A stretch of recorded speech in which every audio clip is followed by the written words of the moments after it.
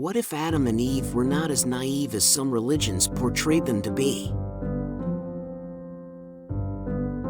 And now, after their formal installation, Adam and Eve became painfully aware of their planetary isolation. Silent were the familiar broadcasts, and absent were all the circuits of extraplanetary communication. Their Jerusalem fellows had gone to worlds running along smoothly with a well-established planetary prince, and an experienced staff ready to receive them, and competent to cooperate with them during their early experience on such worlds. But on Urantia, rebellion had changed everything. Here the planetary prince was very much present, and though shorn of most of his power to work evil, he was still able to make the task of Adam and Eve difficult, and to some extent hazardous. It was a serious and disillusioned son and daughter of Jerusalem who walked that night through the garden under the shining of the full moon, discussing plans for the next day. Adam's second day on Earth was spent in session with the planetary receivers and the advisory council.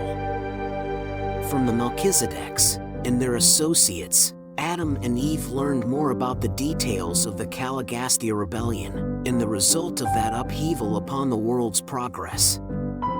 And it was, on the whole, a disheartening story, this long recital of the mismanagement of world affairs.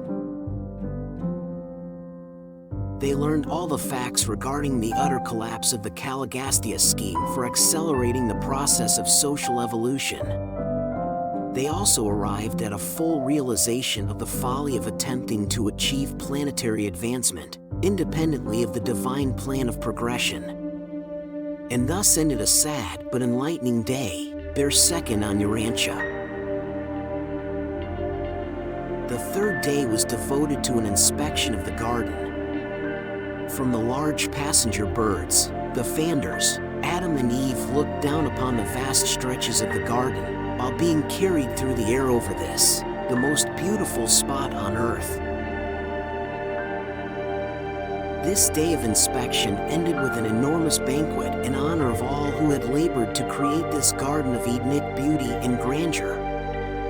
And again, late into the night of their third day, the son and his mate walked in the garden and talked about the immensity of their problems. On the fourth day, Adam and Eve addressed the garden assembly.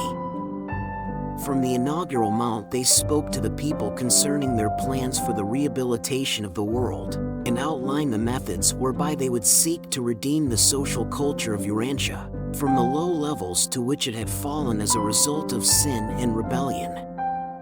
This was a great day, and it closed with a feast for the council of men and women who had been selected to assume responsibilities in the new administration of world affairs.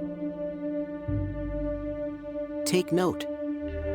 Women as well as men were in this group, and that was the first time such a thing had occurred on Earth since the days of Dalmatia. It was an astounding innovation to behold Eve, a woman, sharing the honors and responsibilities of world affairs with a man. And thus ended the fourth day on Earth. The fifth day was occupied with the organization of the temporary government, the administration which was to function until the Melchizedek receivers should leave Urantia. The sixth day was devoted to an inspection of the numerous types of men and animals. Along the walls eastward in Eden, Adam and Eve were escorted all day, viewing the animal life of the planet and arriving at a better understanding as to what must be done to bring order out of the confusion of a world inhabited by such a variety of living creatures. It greatly surprised those who accompanied Adam on this trip to observe how fully he understood the nature and function of the thousands upon thousands of animals shown him. The instant he glanced at an animal, he would indicate its nature and behavior. Adam could give names descriptive of the origin, nature, and function of all material creatures on sight.